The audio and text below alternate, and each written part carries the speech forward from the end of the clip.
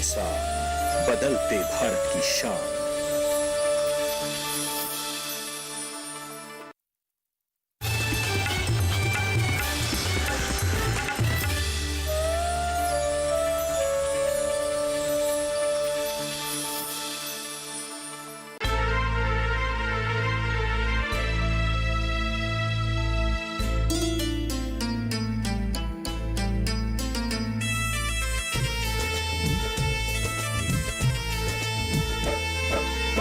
है अगर मंजिल दिन रात सदा चलना, बनना है अगर सोना सूरज की तरह तपना, बना लो अपने खुददारी जीवन का अपने गहना, लाख दुखों का पहरा हो चाहे सागर कितना गहरा, हार करो मेहनत हिम्मत से सारा घना अंधेरा, किसके रोके रुका है सवेरा, किसके रोके रुका है सवेरा।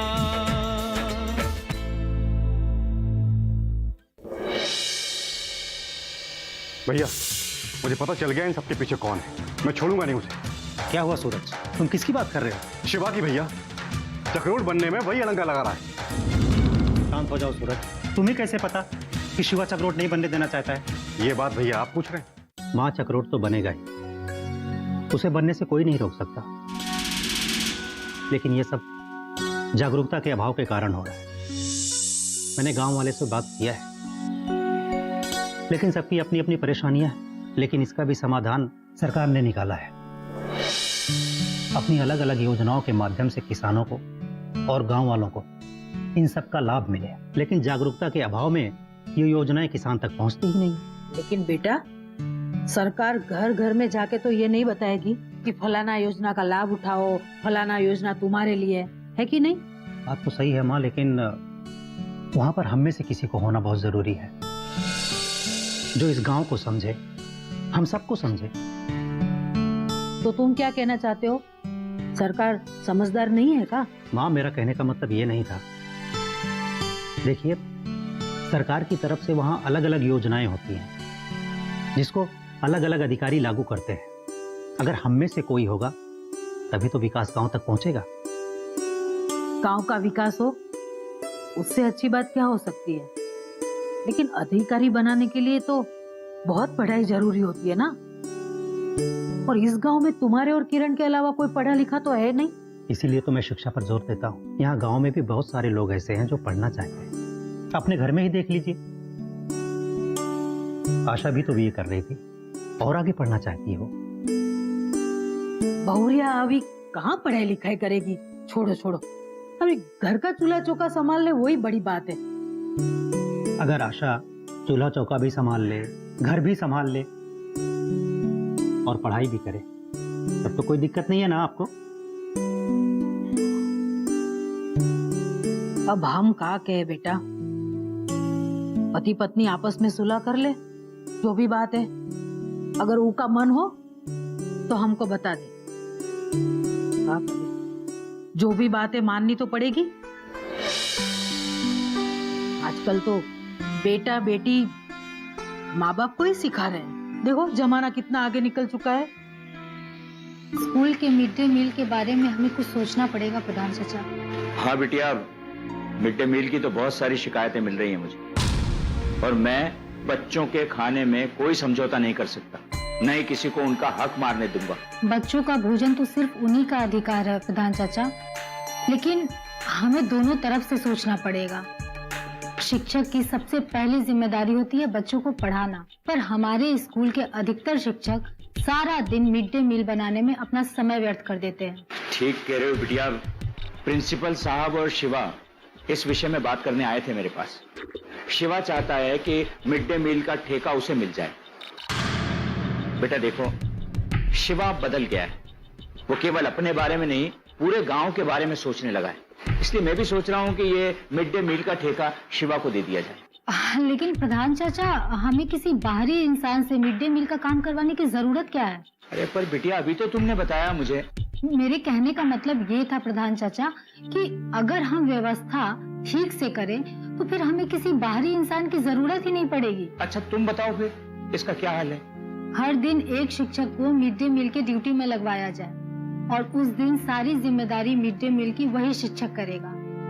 रोज रोज अलग अलग शिक्षक को ये जिम्मेदारी मिलेगी। इससे क्या होगा कि बाकी के जो शिक्षक बचेंगे बच्चों को पढ़ाने का काम अच्छे से करेंगे और मिड डे मील में जो गड़बड़ी होती है वो भी काफी हद तक ठीक हो जाएगी। ये तो बहुत बढ़िया बात है बिटिया, और इस तरह तो मैं भी खुद मिड डे मील पर निगरानी रख सकूंगा।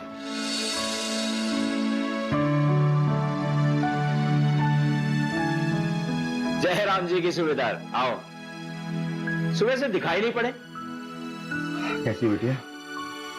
प्रधान जी, कुछ जरूरी चीजों में उलझा हुआ था। बताओ कैसे आना हुआ? संतोष के घर गया था मैं, वो तो एकदम चुप ही हो गया है। संतोष से मिलने तो मैं भी गया था सूबेदार, पर अब हम तो केवल उसे सांत्वना ही दे सकते हैं। जाने वाला तो चला गया, वो तो लौट कर आ नहीं सकता। हाँ प्रधान जी, लेकिन हाथ पे हाथ धर के कब तक बैठे रहेंगे? चक्रों तो बनवाना ही होगा ना। मैं भी यही चाहता हूं सूबेदार, लेकिन वो रामलाल की फसल। प्रधान जी, रामलाल की फसल का मुआवजा हम सब मिलकर दे सकते हैं। एक जान जा चुकी है और कितनी जान जाने का इंतजार करेंगे हम? सूबेदार चाचा बिल्कुल सही कह रहे हैं। चक्रोड बन जाने से अपने गांव में विकास आएगा। अब आप ही को कुछ करना पड़ेगा।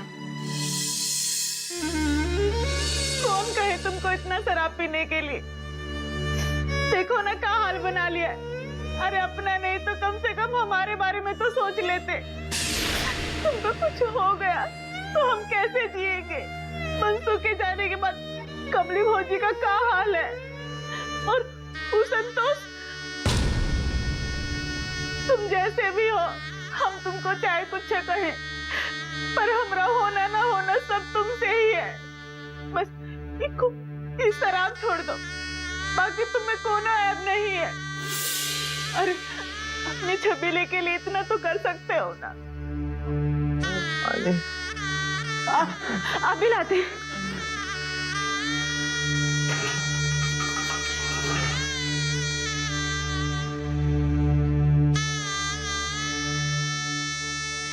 ये लो।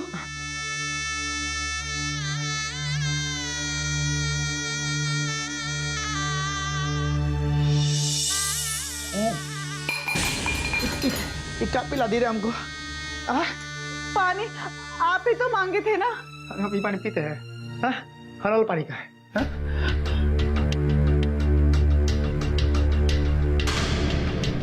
अरे आपको बहुत घाव हुआ है, कपार पे बहुत चोट लगी है।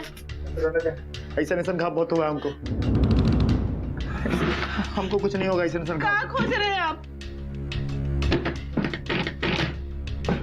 घर में क्यों नहीं है कार्य? अरे बहुत ही खून बह रहा है, आप आराम कीजिए ना। अरे घर में क्यों नहीं है का? अरे कहाँ खोज रहे बताइए ना। अरे अपना कहाँ ढूंढेगा? सामान ढूंढ रहा अपना वाला। कहाँ हमने वाला सामान कहाँ रखी है? कहाँ रखी है रे? दारू खोज रहे तो वो हमने फेंक दिया। पगला गई है कार्य? बुद्धि नहीं है तुम्हारे पास? हमें सामान का खाते कहाँ फेंकी अपने सामान को? कौन अच्छा चीज है का जो उसको हम अपने घर में सजा के रखेंगे? अरे जो चीज हमारा घर बर्बाद करे उसे का हम अपने घर में रखेंगे का? तुम्हारा तरह कैसे है? ये हमारा घर है। हमारे माँ बाबूजी ने रखा है हमारे लिए, समझे तुम? अरे होश धरो, माई बाबूजी का घर तो तुम पहले ही बेच दिए। ये घर है ना, ये हमारी कमाई से चलता है, हमारी मेहनत से चलता है। एहसान करती है रे, एहसान करती है तुम। पति हूँ तेरा, तुम्हारा धर्म है सेवा करना हमारी, समझी तुम? सुन ना, कुछ पैसा देना कुछ पैसा, ताकि तुम जाके दारू के ठेके पे उड़ाओ। ज्यादा बोलेगी ना तो काट देंगे अभी तुमको हम। देना पैसा। और तुमको आएगा भी का? ठेका पे जाके दारू पियो और घर में हम पे दम जमाओ। तू क्या समझती है? क्या समझती है तू कि तू नहीं पिलाएगी तो हम नहीं पियेंगे दारू? अरे बहुत दोस्त है हमारे पिलाने वाले। अभी खाली हम ठेका पे चले जाएंगे ना, देख लेना कितने लोग पिला देंगे।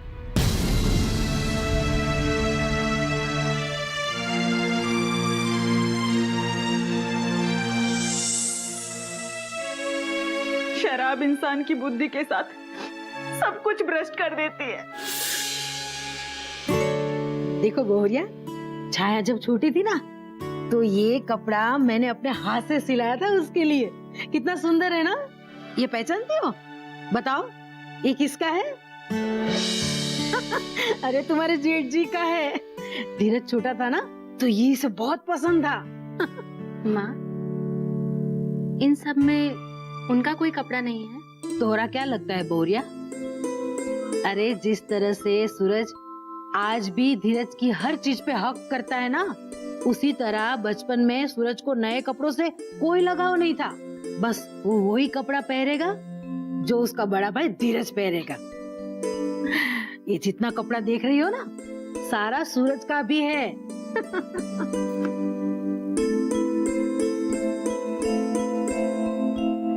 माँ, दोनों भाइयों में कितना प्यार है ना। तुम प्यार की बात करती हो? अरे दोनों एक दूसरे पे जान छिड़कते हैं। देख नहीं रही हो? अगर धीरजवा कुछ बोल दे तो सूरज भड़क जाता है, और अगर सूरज गुस्से में हो तो देखो धीरज कैसे प्यार से समझा देता है ना? क्या सोच रही हो बहुरिया? अरे कुछ नहीं माँ, बस ऐसे ही। हम सब समझते हैं बेटा, माँ है हम भी बहुत दुनिया देखे। देखो बहुरिया, पति पत्नी के बीच ऊंच नीच, खिसियाना मनाना सब होता रहता है, लेकिन जिंदगी भर मन मोटाव नहीं चलता है। समय के साथ सब ठीक हो जाता है बेटा। पति पत्नी के बीच में मनमुटाव तो तब होता है जब दोनों के बीच में ठीक से बातचीत हो, लेकिन जब बातचीत ही नहीं तब रिश्तों की डोर कहाँ से थामी जाए। हमारा और इनका रिश्ता तो ऐसा हो गया है, एक उलझे हुए डोर की तरह, जिसको जितना भी सुलझाने की कोशिश करते हैं उतना ही उलझते चला जाता है। अरे उषा चाची, अरे चाची आप लोग यहाँ बैठी हैं। आइए दीदी बैठिए। कैसी हो भौजी? मैं ठीक हूँ दीदी। क्या बात है, आज कैसे रास्ता भूल गई यहाँ का? अरे अपने घर का रास्ता भी कोई भूलता है क्या चाची? अब ये तो मेरा ही घर है ना। बिल्कुल नहीं, लड़की का असली घर अपना ससुराल होता है। हाँ। अरे चाची, तो जब मैं जाऊंगी ना ससुराल तो इस घर से भी आधा लेकर जाऊंगी बस। और बताओ भौजी कैसी हो? धीरज तो बहुत तारीफ करता है तुम्हारी। मैं ठीक हूँ दीदी। धीरज? धीरज वह काहे तारीफ करता है? अरे तो जेठ है तो क्या हुआ चाची, अब क्या वो बहुरिया का तारीफ नहीं कर सकते हैं का? और वो भी तब जब हमारी बहुरिया बीए पढ़ी हो। अच्छा एक बात बताओ किरणवा, ये बहुरिया को तुम भौजी काहे कह रही हो? उम्र में तुमसे कितनी छोटी है? अरे लेकिन पद में तो ये हमसे बड़ी है ना। दीदी पद में हम चाहे जितना भी बड़े हों, लेकिन उम्र और औहदे में आप बड़ी हैं दीदी। अरे अरे भौजी क्या कर रही हो? अब कितनी संस्कारी बहुरिया ढूंढी है चाची तुमने। अब देखना यही सूरज को ठीक करेगी। अब भौजी तुमने हमको बड़ा बना ही दिया है तो मेरी एक बात गांठ बांध कर रख लेना, अपने पति और सास की मन लगा के सेवा करना, घर गृहस्थी भी अच्छे से संभालना। ये जो शिक्षा का हथियार तुमको मिला है ना भौजी, इसको कभी भी ऐसे व्यर्थ मत जाने देना, समझी? और कभी भी मेरी जरूरत पड़े तो मुझे बस चाची को बोल देना, हम आ जाएंगे। क्यों चाची? अरे मैं तो इन सब बातों में भूल ही गई चाची। धीरज किधर है? मैं तो धीरज को ढूंढने आई थी। हमको क्या पता, खुद ही खोजो। ठीक है चाची, हम चलते हैं। ठीक है भौजी, चलते हैं। हाँ?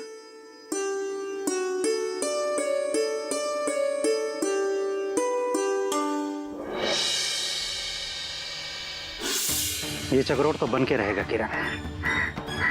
गांव वालों के विकास के खिलाफ अवरोध उत्पन्न करने वालों के लिए सरकार बहुत ही सख्त है। शिवा चाहकर भी इस सड़क को बनने से नहीं रोक सकता। एक सेकंड ना। हेलो शिखा। हाँ हेलो। किसके रोके रुका है सवेरा,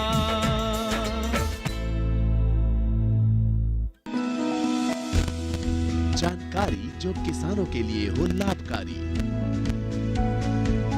समस्याओं पर पड़ेगा समाधान भारी।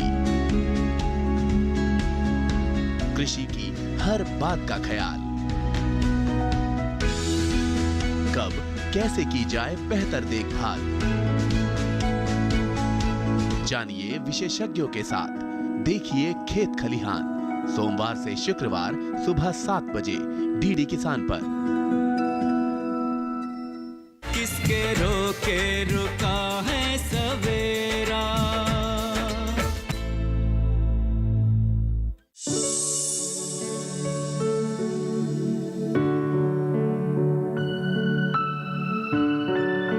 अरे बाप रे, ये तो तूफान है। अपने पे आ जाए ना तो किसी को भी उड़ा देगी। तुम ना मुझे सब बवाल में फंसाया मत करो। अरे तुम सोच भी नहीं सकते हो कि चाची जी मुझे कैसे देख रही थी। उनका बस चलता तो सीधा मुझे खा जाती। अरे भाई, वो मेरी माँ है। एक शेरनी का सामना करने के लिए तो मैंने दूसरी शेरनी को भेजा था। अच्छा, तो मतलब आगे भी तुम मुझे इन सब चीज में फंसाने से बाज नहीं आओगे, है ना? तुम ही तो शिक्षा के लिए जागरूकता का झंडा बुलंद किए रहती हो। बस मैंने सोचा तुम्हें भेज देते हैं। भेजा नहीं था, सीधा शेरनी के पिंजरे में डाल दिया था मुझे तुमने। देखो किरण, आशा को तुम्हारी मदद की बहुत जरूरत है। सूरज और आशा के रिश्ते किसी से छुपे नहीं है, और इस मामले में मैं सूरज से बहुत ज्यादा उम्मीद भी नहीं कर सकता हूँ। और मुझे भी जेठ और बहू के रिश्ते की लाज रखनी, इसलिए मैं आशा से खुल के कुछ बात भी नहीं कर पाता हूँ। मैं समझ सकती हूँ धीरज। आशा एक बहुत ही समझदार लड़की है, संस्कारी और होशियार भी है। और सबसे अच्छी बात है कि वो लोगों की भावनाओं को समझती है। तुम जिस काम के लिए आशा को तैयार कर रहे हो ना, वो बिल्कुल उसके लिए उपयुक्त है। और अगर वो आगे अधिकारी बन गई तो जहाँ पे भी रहेगी उस जगह का विकास ही करेगी। किरण, तुम तो जानती हो कि बिना तुम्हारी मदद के मैं ये सब नहीं कर सकता हूँ। मैं हमेशा तुम्हारे साथ हूँ धीरज। क्या हुआ, चुप क्यों हो गई तुम? कुछ नहीं, बस सोच रही हूँ कि तुम्हें बताऊं या नहीं। अरे बताओ ना, मुझे नहीं बताओगी तो किसे बताओगी? कुछ नहीं धीरज, मैं शिवा भैया के बारे में सोच रही थी। वो जो ये सब कर रहे हैं ना, वो सही नहीं कर रहे हैं। गांव वालों के सामने अच्छा बनने का वो जो दिखावा कर रहे हैं, सब मैं जानती हूँ। तुम्हें क्या बताऊं, बच्चों के स्कूल के मिड डे मील पर भी उनकी नजर थी। वो तो मैंने बड़े ही होशियारी से उसका हल निकाल लिया, पर ये गांव का चक्रोट बनना बहुत जरूरी है। और शिवा भैया का बस चले तो वो ये भी नहीं बनने दें। शिवा की सारी हरकतों से मैं बहुत अच्छे से वाकिफ हूँ। वो गांव के इस चक्रोट को इसलिए बनने नहीं देना चाहता है क्योंकि इसमें उसका नुकसान है। गांव को मुख्य सड़क से जोड़ने वाले इस चक्रोट के ना बनने से शिवा का बहुत अच्छा खासा मुनाफा होता है। हमारे गांव के किसान औने पौने दाम पर मंडी में अपनी फसल को बेचने के लिए मजबूर हो जाते हैं, और शिवा इसका अच्छा खासा कमीशन लेता है। और बाहर के व्यापारी हमारे गांव तक आ नहीं पाते हैं। शिवा अपने थोड़े से फायदे के लिए पूरे गांव को मुश्किल हालात में जीने के लिए मजबूर कर रहा है। संतोष की पत्नी की जान इसी वजह से चली गई, ये बात किसी से छुपी नहीं है। और रामलाल चाचा को लालच देकर समय समय पर ये सड़क ना बने और रोध उत्पन्न करवाता रहता है। शिवा भैया मेरे भाई हैं, लेकिन उनकी गलतियों के खिलाफ आवाज उठाने से कभी मैं पीछे नहीं हटूंगी। लेकिन क्या कोई ऐसा उपाय नहीं है जिससे गांव का चक्रोट भी बन जाए और शिवा भैया चाह के भी कुछ ना कर सके? ये चक्रोट तो बन के रहेगा किरण। गांव वालों के विकास के खिलाफ अवरोध उत्पन्न करने वालों के लिए सरकार बहुत ही सख्त है। शिवा चाह कर भी इस सड़क को बनने से नहीं रोक सकता। अब एक सेकंड ना। आप हेलो शिखा? हाँ हेलो। हमें तो बस शिक्षित होना है। वो का है ना, अब हमने ठान लिया है कि अब हम कहीं अंगूठा नहीं लगाएंगे। अंगूठा लगाना भी नहीं चाहिए छबीली मासी। शिक्षा हम सबका अधिकार होता है, तो उसका लाभ उठाना चाहिए। शिक्षा से जीवन का अंधकार खत्म होता है और उसमें जागरूकता आती है। किसके रोके रुका है सवेरा।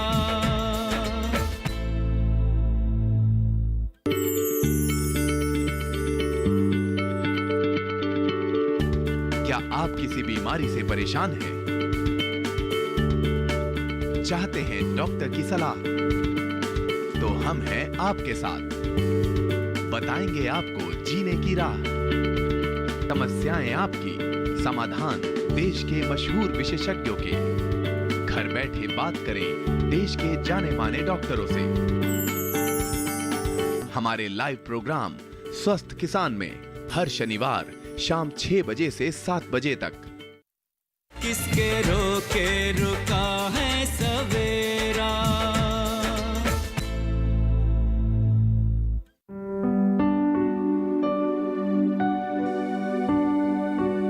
राम राम प्रधान जी। अरे जय राम जी की सूबेदार जी, बैठिए। कुछ परेशान दिख रहे हैं प्रधान जी आप। हाँ सूबेदार, परेशानी होती है तभी तो तुम्हारी याद आती है मुझे। हाँ तो बताइए ना, क्या मदद करें। सूबेदार तुम तो फौज में रहे हो, मुश्किल से मुश्किल घड़ी का सामना किया होगा तुमने। कभी तुम्हारे सामने ऐसी कोई घड़ी आई जिसमें किसी एक फौजी के कारण पूरी फौज खतरे में पड़ गई? प्रधान जी, फौजी कभी किसी मुश्किल से पीछे नहीं हटता। किसी भी फौजी के लिए सबसे पहले देश होता, उसके बाद फौज, फिर उसका परिवार और सबसे अंत में स्वयं फौजी। हाँ, अगर कभी संभावना ऐसी बनी कि वो फौजी फौज के लिए खतरा बन रहा है, वो हंसते हंसते स्वयं को कुर्बान करना भी जानता। मतलब बलिदान ही आखिरी रास्ता है, उस फौजी की अपनी कोई कीमत नहीं? नहीं प्रधान, फौज के लिए एक एक फौजी कीमती है। कोई ऐसे ही फौजी नहीं बने। फौज में शामिल होने के पहले अपने आप को तपाना पड़ता है लोहे की तरह, तब जाकर वो फौजी बनता है। बलिदान देना हम जानते हैं और ये हमें फौज में सिखाया जाता है। हमारे साथी हमारे भाई से बढ़ते हैं। अगर कभी उसका साथ छोड़ा ना तो पूरी फौज मुसीबत में, और हम तो स्वयं मुसीबत में आ ही जाएंगे। नहीं, लेकिन अगर एक फौजी के कारण पूरी फौज खतरे में पड़ जाए तो? तब भी हम अपने फौजी भाई का साथ नहीं छोड़ते। पहले हम फौज को बचाते हैं और उसके बाद अपने उस फौजी भाई को सुरक्षित करते। लेकिन प्रधान जी, आप ये सब पूछ क्यों रहे हैं? वही रामलाल, उसी की वजह से थोड़ा सा परेशान। तुम तो जानते हो कि चक्रोत का सारा काम सिर्फ उसी की वजह से उलझा पड़ा है। पर प्रधान जी, रामलाल ने तो कह दिया ना कि वो चक्रोट के लिए अपनी जमीन दे देगा। हाँ, मुंह से तो कहा था, मगर मुझे लगता नहीं कि ये मुद्दा आसानी से सुलझ सकता। आपकी धीरज से बात हुई? उसके पास कोई ना कोई उपाय तो होगा। समस्या का हल तो मेरे पास भी है सूबेदार।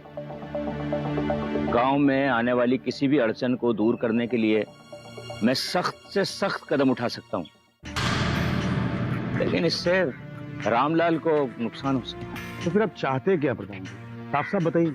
जैसे ही रामलाल की ये समस्या दूर होती है, शिवा ने मुझसे वादा किया है कि वो चक्रोत का काम जल्द से जल्द शुरू कर देगा, और उसकी सारी तैयारी भी उसने कर ली है। अरे ये तो बहुत अच्छी बात है ना प्रधान जी। मैं समझ नहीं पा रहा हूँ कि दिक्कत है कहाँ पे। मैंने आपको बताया कि पूरा गांव तैयार है श्रमदान करने के लिए। हाँ सूबेदार, लेकिन मैं चाहता हूँ कि कोई भी सख्त कदम उठाने से पहले एक बार तुम रामलाल से बात करो। मैं समझता हूँ कि पूरे गांव में एकमात्र तुम व्यक्ति हो जो रामलाल को कुछ समझा सकता है। ठीक है प्रधान जी, अगर मेरे बात करने से रामलाल मान जाता है और इससे पूरे गांव का भला होता है, तो हम रामलाल से बात करेंगे। राम राम प्रधान। जय राम जी।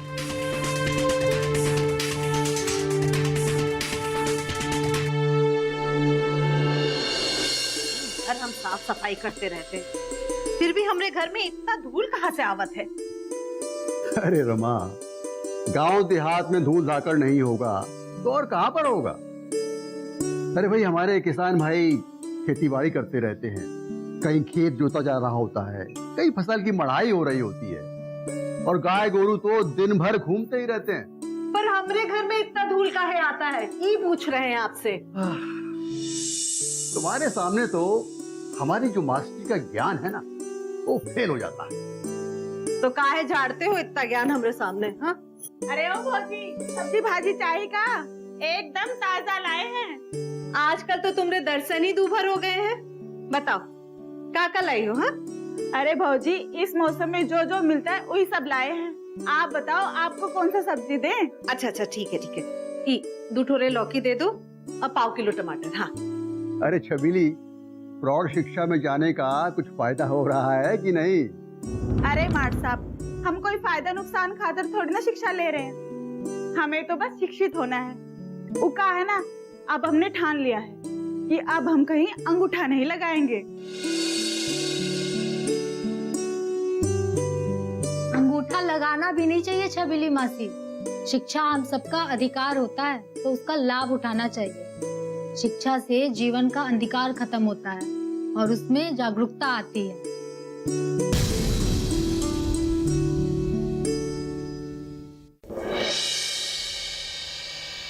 माँ, इसे लैपटॉप, मेरा मतलब कंप्यूटर कहते हैं। इसमें पढ़ाई लिखाई के बारे में सब कुछ जानकारी मिलती है।